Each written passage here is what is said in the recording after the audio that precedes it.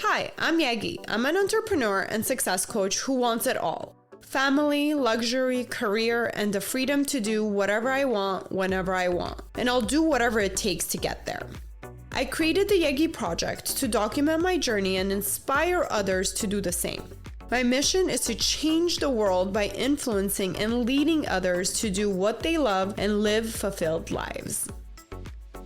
Hello. Welcome back to the Yegi Project. Today's honored guest is Deborah Driggs, and she is the author of Son of a Basque, an awesome book that is published now for you guys to be able to check out. But she is so much more than just an author, and I'm so excited to get to know her even more and to dig into her story and how she got to where she is today. Please, Deborah, introduce yourself and tell us a little bit of your story. Hi, thank you so much, Yegi. Thank you for having me today and allowing me to share my story and hopefully, reach somebody that might be struggling or thinking, what's the purpose of all of this? Or, hopefully I can change somebody's perspective and all of that. I'm sure all my listeners would love that. Right. I mean, just, that's the whole point, I think. And that's what's so beautiful about these podcasts today is that it does shift our perspective. But yeah, my story is really one of that going up the ladder very slowly, 10 steps up, 10 steps back. And, I have had quite the journey. I'll be 60 this year, which is like, what happened? Where did the 60 years go? And with that comes a lot of life lessons, really. A lot of life lessons, a lot of mistakes, and a lot of things that I'm really super proud of. So we have to always, where there's good, there's bad, and where there's success, there's failure. And that's just the way life is. Yeah, and one doesn't exist with the other. So you gotta take the losses to really reap the wins. Absolutely. And so what do we do, when we are in a place of, we're at the bottom of our game? That's really when you find who you are. That's really when you find your spiritual life or your emotional life takes a shift. That's really when the good stuff really starts to happen, is when you're at the bottom. Because I can tell you this, when I was at the top, and really what I'm known for is acting in Playboy. Playboy's a big standout in my life. How did this girl on the cover of Playboy have so much success in business? And I can tell you that when I was at the top of my game, I really took it kind of for granted, and my ego got in the way most of the time, and what is ego for me is edging God out. So there's no spiritual life. I never heard that phrase. I love it. It's kind of like there's no spiritual life at all when you think it's all about you and you're just kind of basking in success. But it was when I was deep in failure and deep in kind of that emotional heaviness and loss and grief and divorce and all of that. That's when my spiritual life started to grow. Wow. And I started take us back a little bit. So you take us back in your career world. So where did you start? You mentioned Playboy, and then where did the failure begin? And what did you do next to try to overcome that? Yeah. So, way back when my career started on the ice. So I started out training maniacally every day to be a competitive ice skater. And that's really where I say my career started, because that's where I got a lot of my coaching and those things that I think saved me later on, because now where I am today, I look back at that time in my life, and that's where the journey really started and where the coaching started and where I learned how to do certain things that I wasn't getting at home.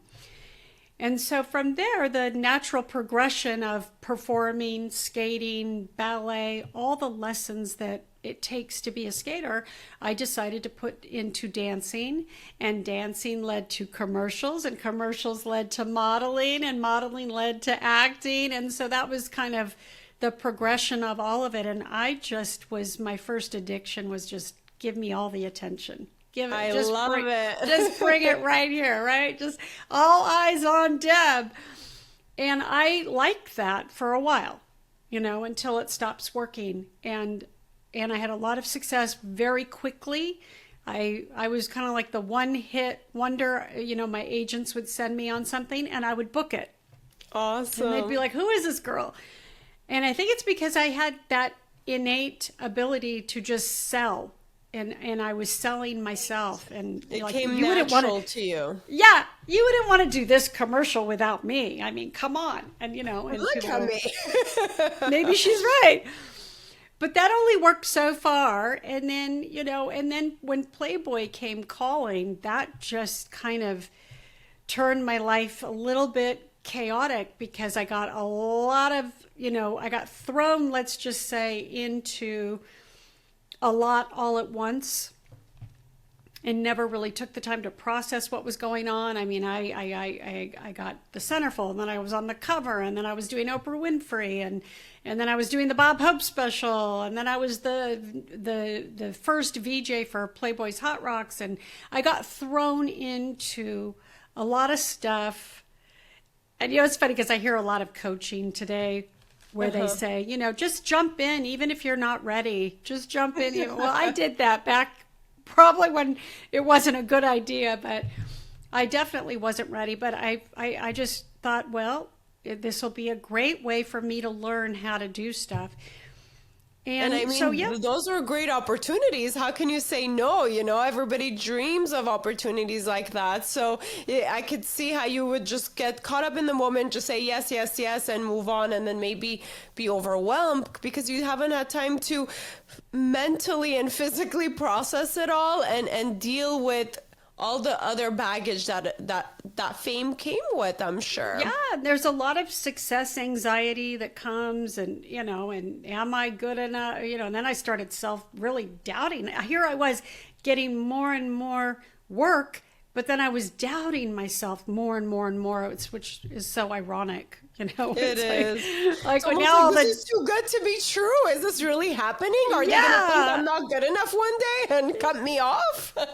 Yeah, and it just that's kind of how life is set up. It works that way. We start to climb a ladder and we think, be careful what you wish for, because I was like, all of a sudden I was getting so many things that were great opportunities, like you said. And then my life kind of took a little bit of a turn because I met somebody and I fell in love, and all of a sudden I really saw myself getting married and having kids, which I never saw that. Yeah, I never saw that for myself. And so now I really wanted to do that. And because I have this kind of instinct of being a teacher, that just felt really in line to be a mom and to teach and all, because that's what a mother is, right? You're just constantly teaching and sharing your life story all the time through stories and examples of what to do, what not to do. And lots of repetition. Lots of repetition, for sure. And so, I got married, had kids. I kept working until about 98. And then I just really became a full-time mom. And then I got into this really wild adventure racing for a while, which is another little portion of my life that was... Wait, tell us more. What do you mean by adventure racing? Adventure racing is very similar to triathlon or Ironman. But it's adventure. So it's a certain amount of running, a certain amount of mountain biking, a certain amount of kayaking, and then in between, they kind of throw in the adventure aspect, which is stuff that you don't know is coming. Like one time we had to swim through the mud, like a football field, like how they do in the Army, where you go through the mud. Yes. And we had to climb walls and climb ropes and all of that. And they're like 12 to 24-hour races.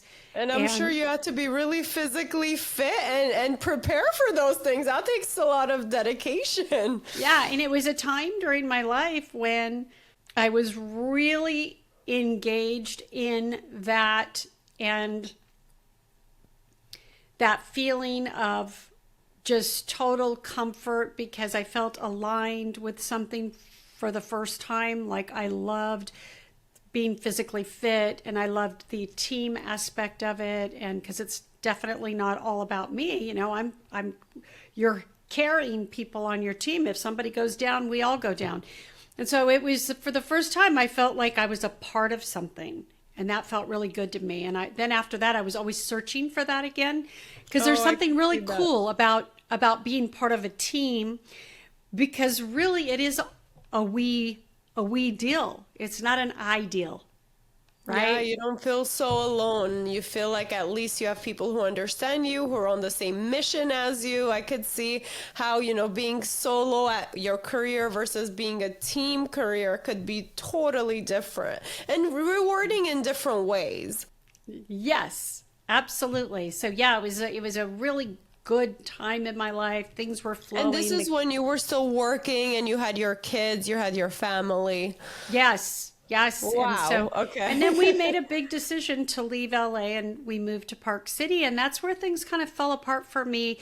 And when I look back now, and I don't have all the answers, and I don't, you know, it's kind of hard to go back 20 years and try to remember the sequence and all of that. And I write about it so I can pull memory.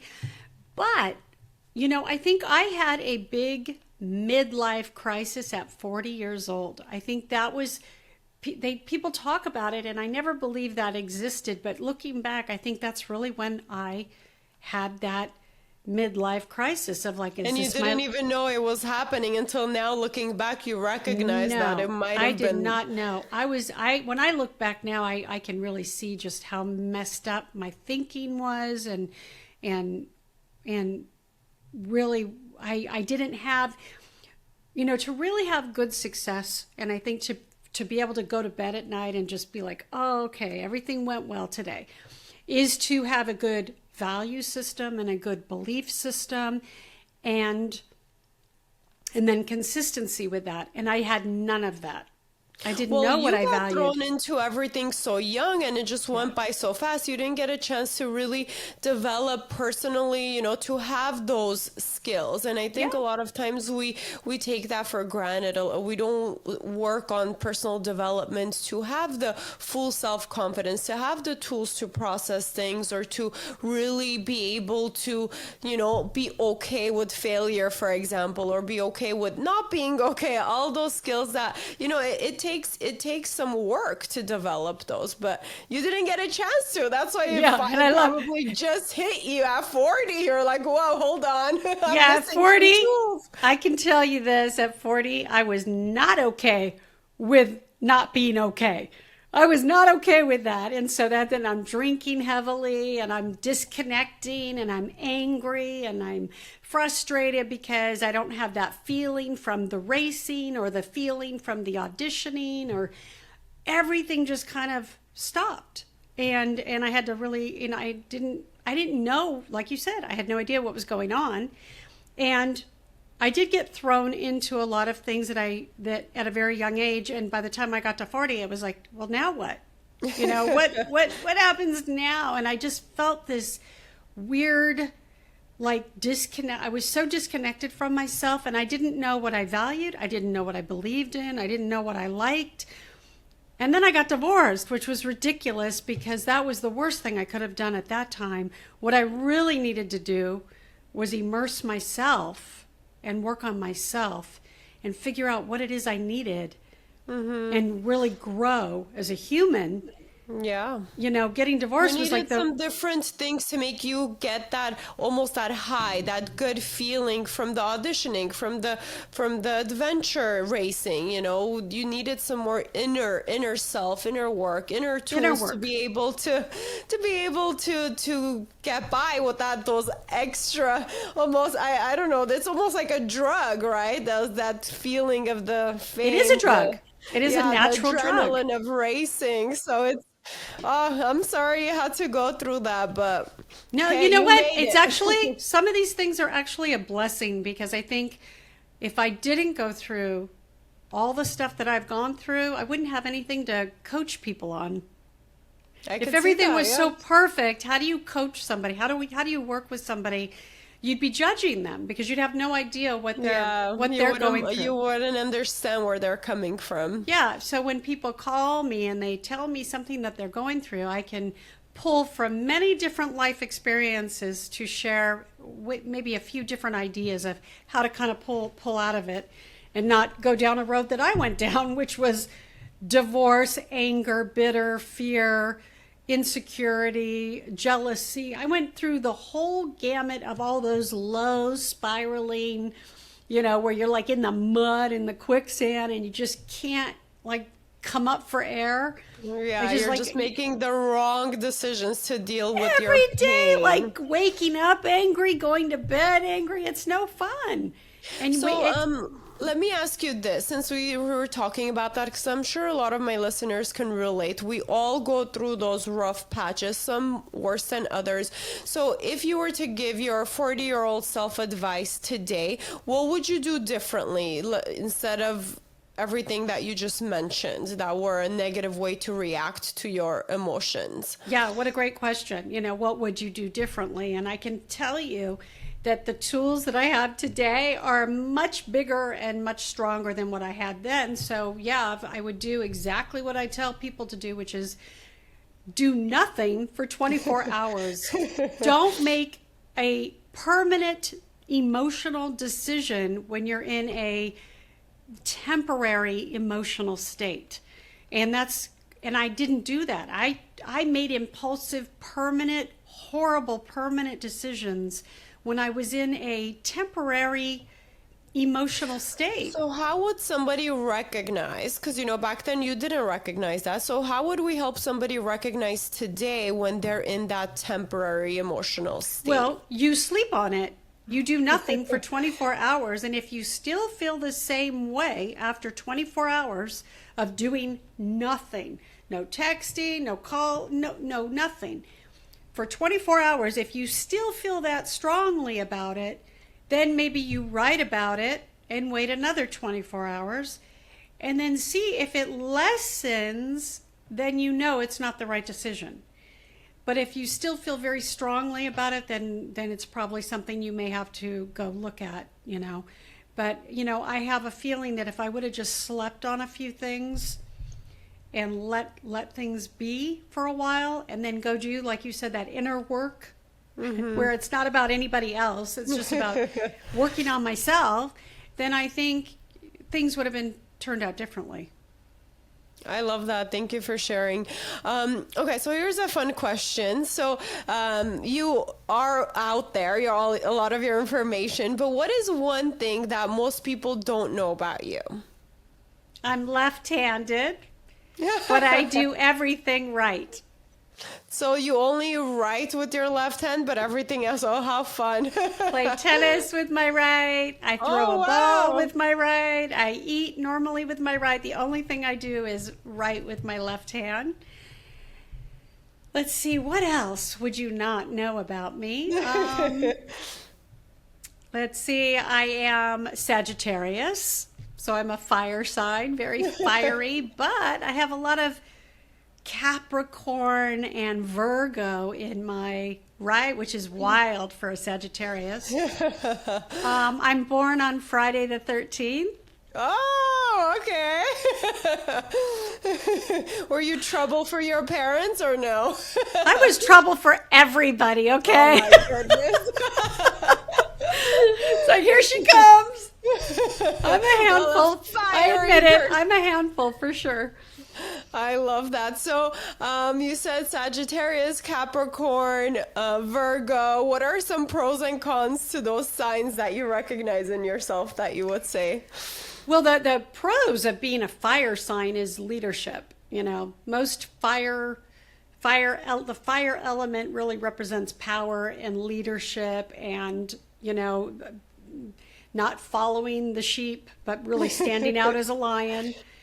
And I see that in myself a lot. I don't follow the herd, so to speak. I'm always questioning everything.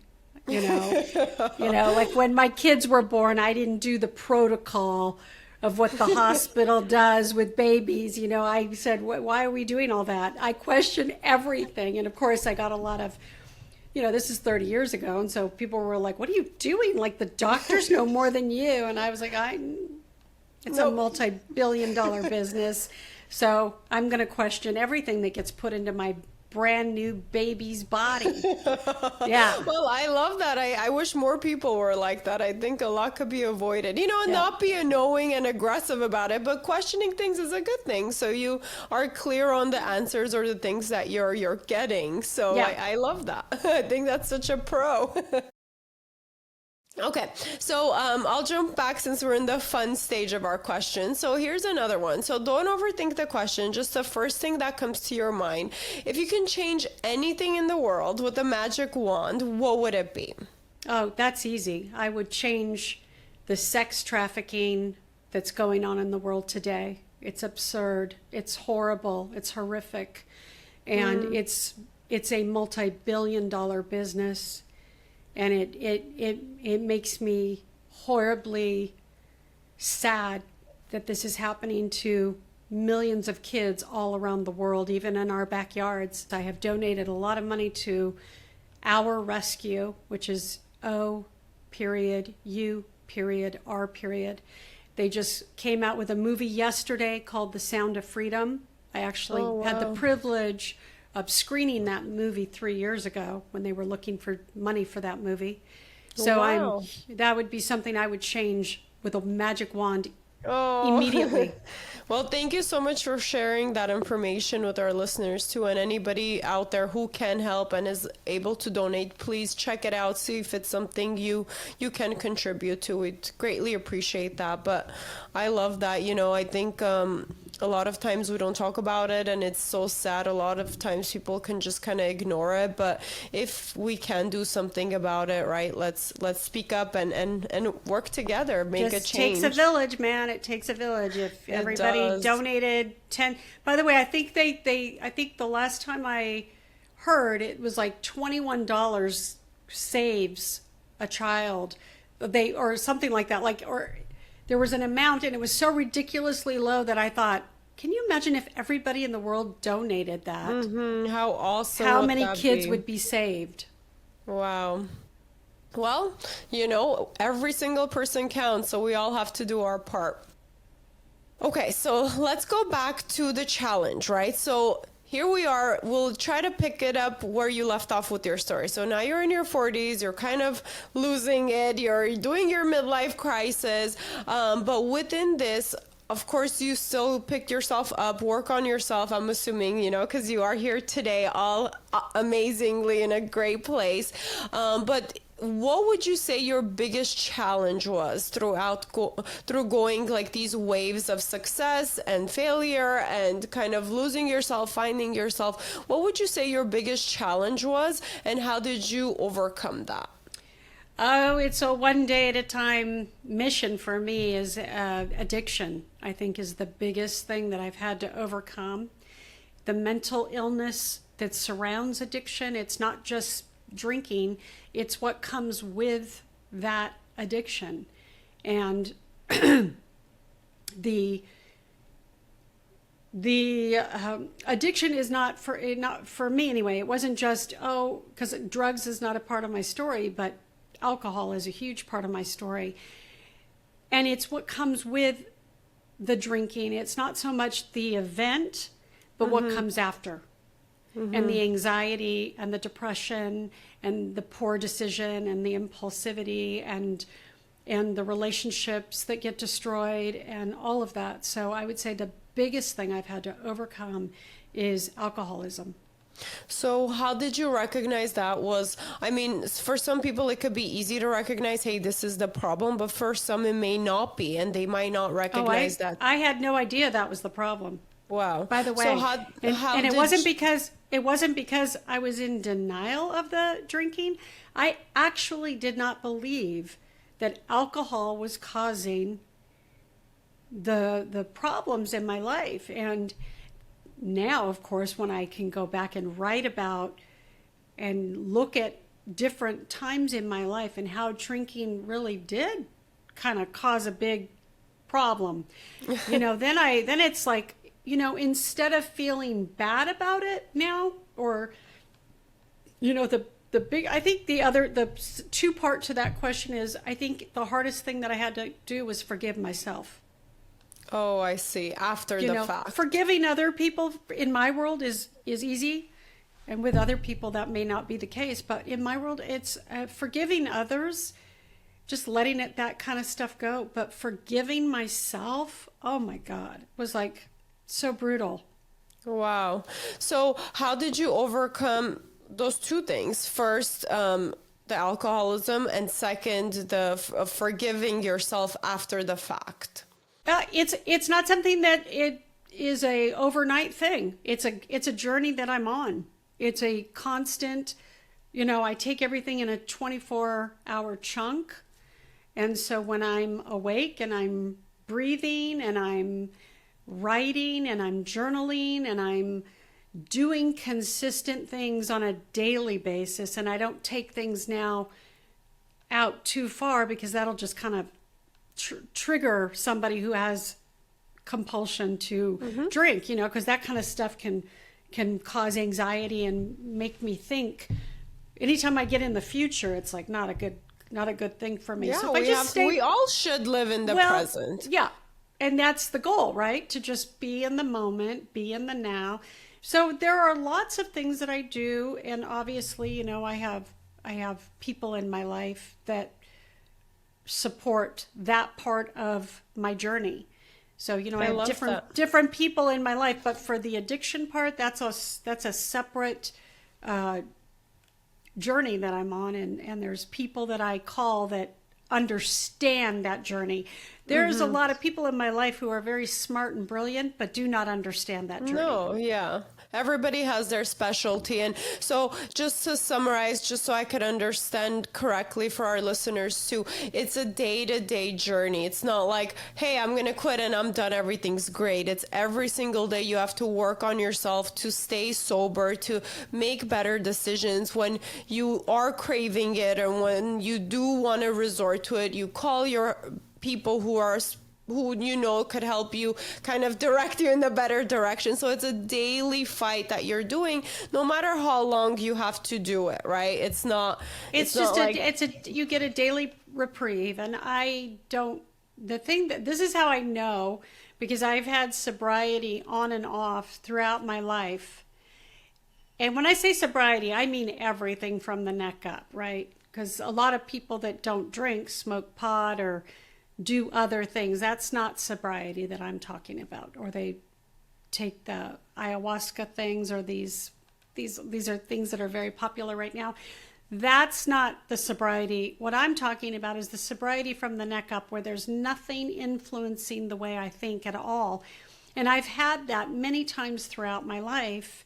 And that's what I think was baffling about it. For example, when I had my kids, I wasn't a heavy drinker, but when I did drink, I always got sick. So that was a telltale when I look back, because I was like, oh yeah, I did kind of.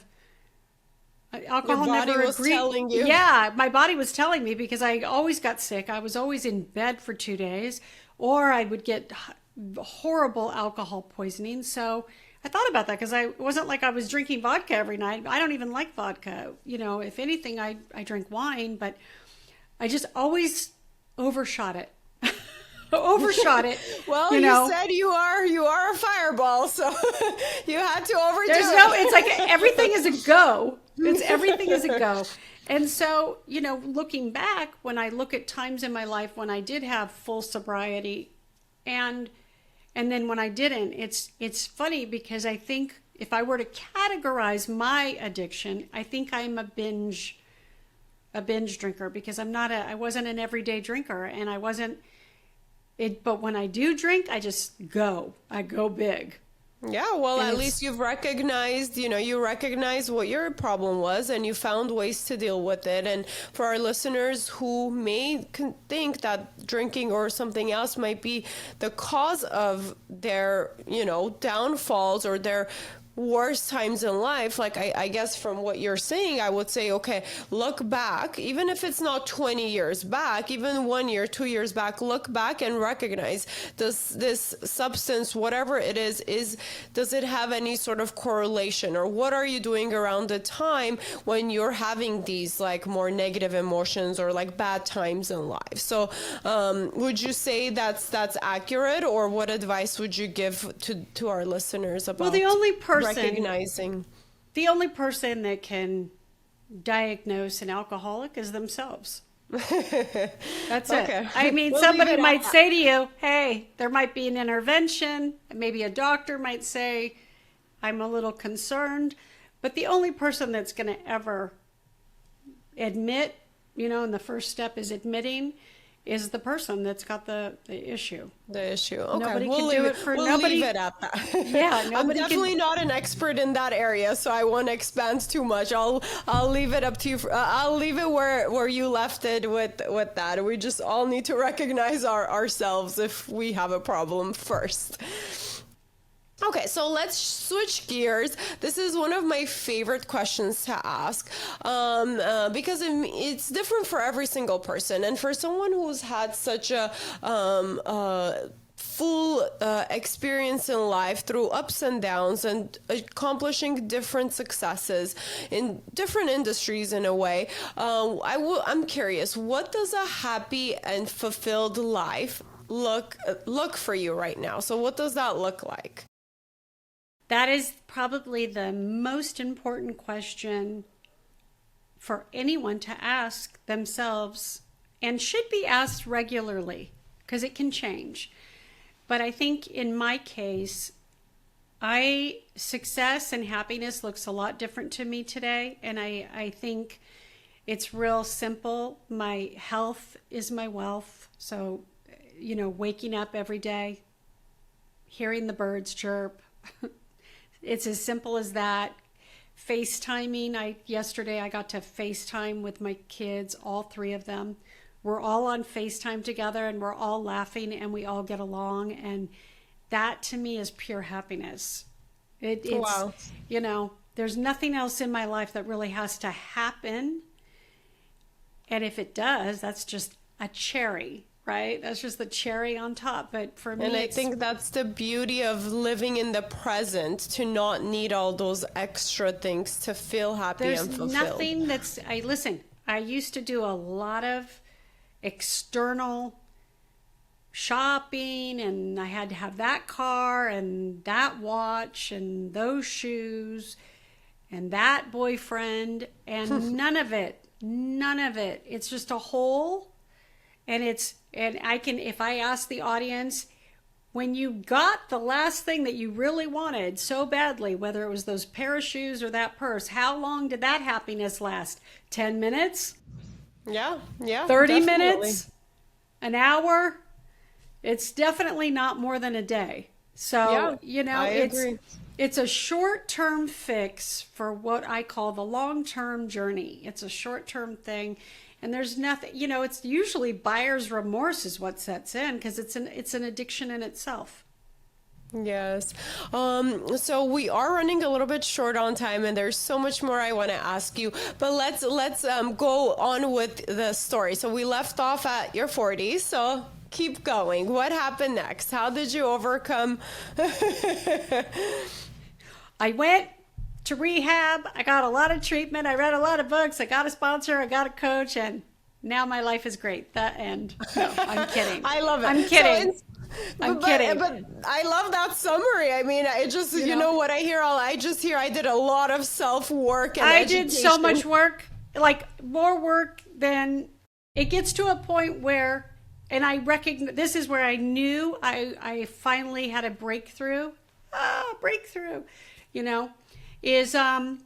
It was 2020, and I had spent a lot of money on different seminars and healers and yoga retreats and detoxes and, just all these things, right? And it was 2020, and I thought, Deb, you've done everybody else's program. Why don't you create your own? I love it. And it really, that thought woke me up at 2 a.m. because I thought, why not? Why not create my own program? So I did. I created a 90-day program that I followed rigorously for almost a year, because I wanted to see just how it was so difficult, but yet the results are so rewarding when you take all those things, whether it's alcohol, smoking pot, eating sugar, too much caffeine, too much sex, too much porn, too much gambling. I don't care what it is. Everybody uses something to disconnect. And so I thought, what if we took it all out? And for me, one of the things was traveling. That was a disconnect for me because I just go run, right? Get my running shoes on. Things are getting uncomfortable. Let's go to Cabo, and I thought, what if I took that off the plate for a bit and really had to sit with these feelings? What if away now? Yeah, what if I stopped booking seminars and leadership programs and coaching events? What if I stopped booking all of that and just sat and dealt with Deb? And it gets to a point where you can get all this information, but now you got to put it to use. And that's what I think. That's really what I've spent the last 20 years doing, and it's been like putting this. It all in the works. And by the way, it was not. I did one certain thing, and that was it. It was a combination of so many different things that have been intertwined on my journey. So let's list your top 5 tools that you've been using in this 20 years to work on yourself and your inner peace.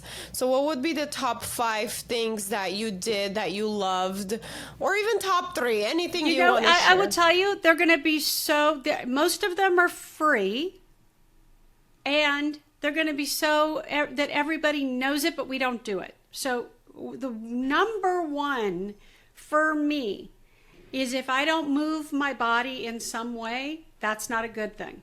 So that's got to be the number one. So I've got to either movement, physical exercise. Physical movement. Even if I go walk for a mile, that's a start.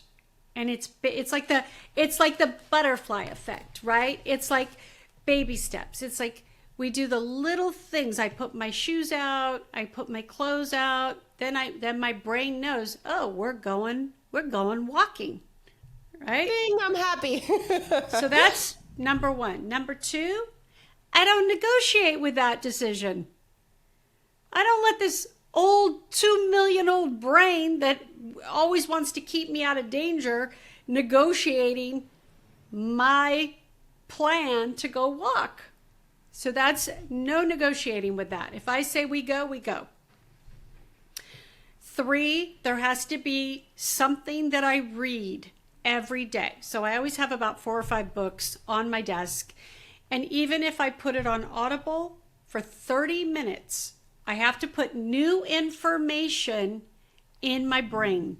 So something that you enjoy, that inspires you, that gets you thinking the way you want to be thinking. It just has to be new information because our brains need to learn and grow. Okay. So 30 minutes a day of new information. So movement, reading, non-negotiating. And then, my 4th thing I think is I'm very cognizant, very aware of what goes in my body and how it goes in my body. So it's energy. So I say something before I eat or drink now.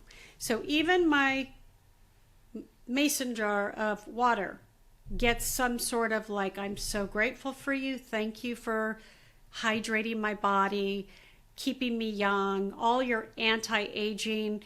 I give that water love. It's energy. I give my food love and gratitude. So I really believe in that. The universe absolutely digs gratitude. I know. I believe in that too. And then 5, I write everything down. Everything gets written down. Like everything that's in your mind. Well, I will probably, when we are finished, I will probably write a paragraph of something that stood out for me in this interview. Reflection. And the best time for me to do that ritual, that writing, is either first thing in the morning, even if I write for 20 minutes, just a reflection. And then at night before I go to bed, it's always nice to kind of do a recap of the day. I love that. Where can I improve? What did I do today that was spectacular? What did I do today that was just okay? I love that. Who do I owe an apology to? Who was I a little harsh with? Who did I cross the line somewhere? I have to be really aware of these things now. And it's also why I write a weekly blog.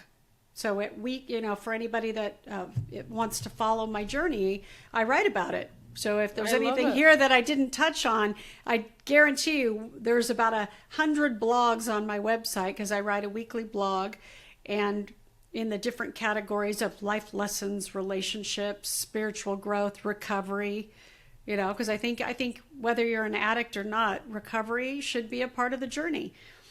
And relationship stuff is huge right now. I get most of the people that book a call with me that want to talk to me, I let people do a complimentary call, and most of the time it has to do with a relationship that's gone bad. Wow.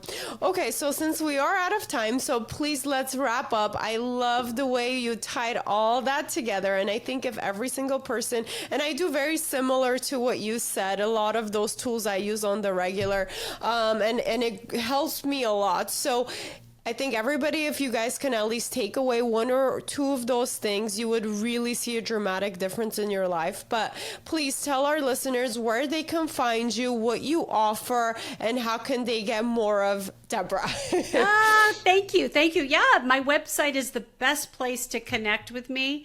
Go to my website, which is my name. It's DeborahDriggs.com. It's Deb's Den. We'll link everything below as well. Yeah, so I created Deb's Den as a safe place to heal. It's just a safe place to go, to get tools. All my tools are available at my website. All the books that I have guest written chapters in, you can read those chapters for free, and they're all pretty much on recovery. If you sign up because you heard me today on this show with Yegi, I will send you a signed copy of Son of a Basque. That was kind of that was a side project that I worked on during COVID. And so if you are listening and you go and you decide you want to sign up for my personal newsletter, then I'll send you a signed copy of the book, and I'll be more than happy to, if it's in the United States. Awesome. Well, make sure everybody take advantage of that awesome offer. And Deborah, thank you so much for your time and your wisdom for me and for our listeners. Thank you. Until next time, thank you so much. All my best to you in your many more adventures, I'm sure, to come, and all the contribution you're doing in this world. Thank you. So much gratitude. Thank you. Have a great one. Thank you for listening. Please rate and review this podcast. Follow and engage with us on social media under the Yegi Project. And if you're interested in being a guest, email info@theyegiproject.com. And don't forget to subscribe so you don't miss out on any future episodes.